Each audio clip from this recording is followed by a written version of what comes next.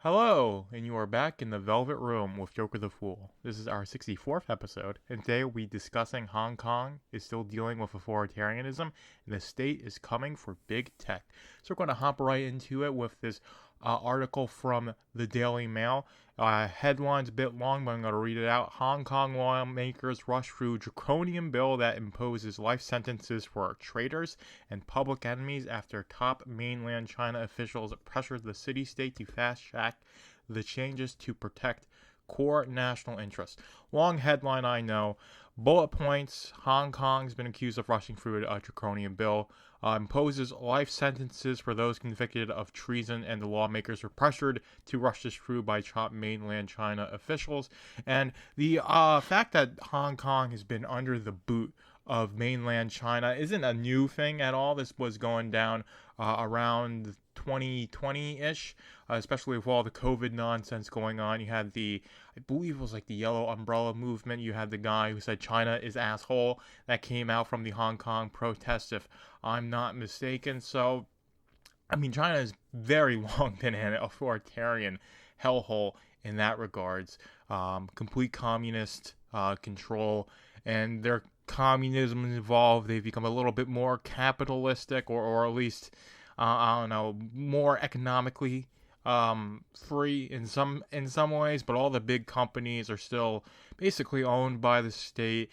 All the economic decisions are made by the Chinese state officials. You've got these 5-year plans, 10 years plans, and all this stuff, and a lot of that is biting China in the ass. Their population growth is declining. They don't have as much economic output. A lot of young people don't want to be part of the workforce in the way that the Chinese government has basically said it has to be, where you're working, 12-hour days, 6 days a week, basically. So a lot of that is going to come on its head, and I do think the Chinese know this, and they want to have as much control over as much land as possible, and that includes Hong Kong, which has got a lot of economic output. A lot of rich people do stuff in Hong Kong. I think it's a big trading port. You've got a lot of stuff going on in Hong Kong, so it's an important geographical area to have control of and have good economic output for. And of course the Chinese, the mainland China wants it to be entirely under the control of Hong Kong, and they have a lot of means to pressure Hong Kong into doing so because they've got a lot more geographical pull over that region than Hong Kong does, and that's why you're seeing this bill getting passed. That's why you're going to see more people getting arrested, and you're going to see all this authoritarian nonsense going on in China. So this is more or less just codifying things that they were already doing, letting them do these things more and more. But just I'd say hope and pray for the protesters. They're going to keep doing their thing. They're definitely very needed to keep pushing back against the iron fist that is mainland China. So, and same goes for Taiwan. But of course, a lot of people in the West are completely sold out to China. A lot of manufacturing, a lot of business deals are outsourced and involved with China. So you're not going to hear all that much about it, other than it shouldn't happen. But it's not like they're going to say or do anything meaningful to oppose the Chinese. And it's really hard to do so if you're in the West, just with how much manufacturing and economic output is tied to China. With even pharmaceutical products and raw ingredients for pharmaceuticals are produced in China, so it's ridiculous. Of course, if we made manufacturing easier and insourced it or sourced it out to other places and made international trade less regulated and took the state out of the equation in the U.S., then we could manufacture things outside of China, inside the U.S. even, and then if the Americans were consuming things that we produce, that would really topple the Chinese economy pretty quickly, because it's only gotten to this degree because of American consumerism and consumerism from the West in general. So if you take that away from China, then a lot of their economic output ceases, and a lot of that infrastructure that they've built to produce all this garbage that we buy stops, and that is going to just make the walls close in on them even more. Because I've talked a lot about these big corporations, like your Disneys of the world, collapsing under their own weight. And I do think the Chinese government is going to be the same way, in that it's gotten so big and so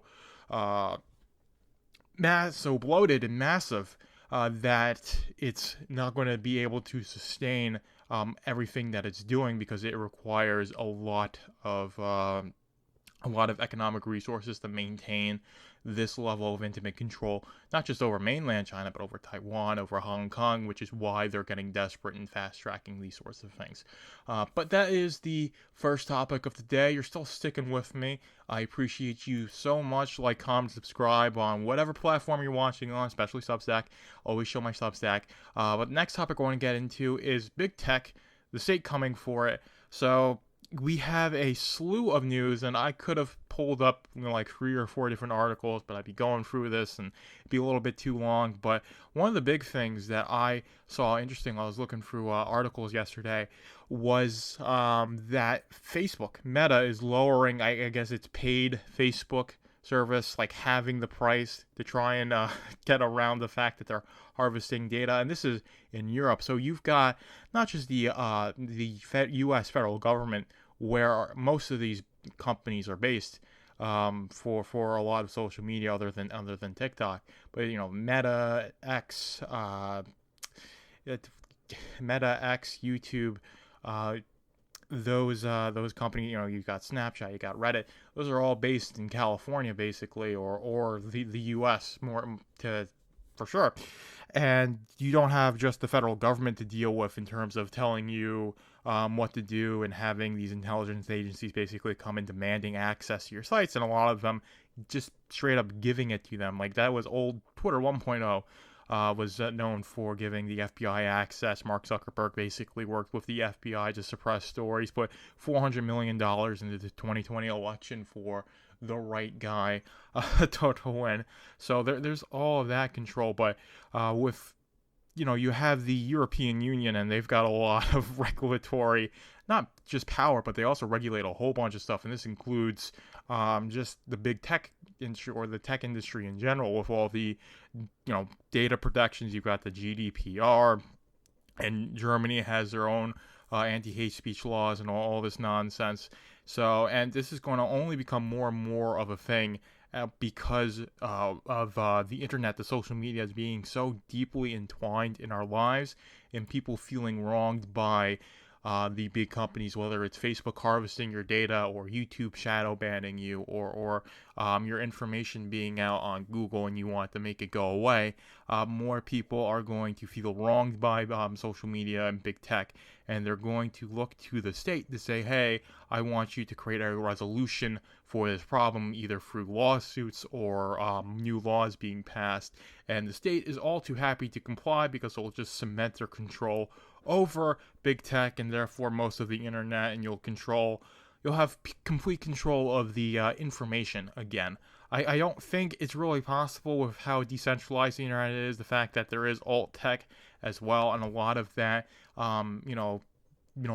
like, you could have countrywide bans be bypassed by VPNs and all these sorts of things. So I don't think it's as bad as you can make it out to be. I don't want you to swallow the black pill over the fact that the state is, in fact, very much so coming for big tech. I do think another thing I saw is that Apple couldn't get a lawsuit appealed, and you've, of course, got the whole TikTok ban, and then forcing TikTok to sell off to an American company, and that whole precedent that establishes if that goes through. So there's a lot of stuff going on, because, like I said, so many people use TikTok, and it's had an actual effect on human society, that people are seeing it, saying it's a negative effect on human society, which I would definitely agree with that. And instead of saying, hey, I should get my kid off of TikTok myself, I want the state to ban TikTok or to sanitize the platform. Instead of saying, hey, I notice a problem with how my kid is using the internet, or how the people around me are using the internet, instead of encouraging that change culturally, it's I want the state to basically regulate it so I don't have to think about it, which is a very classic conservative mindset, which is why I don't like conservatives, why the people I align myself with, Doc, my co-host, or Hump Day Potpourri, doesn't like conservatives, because the mindset is that if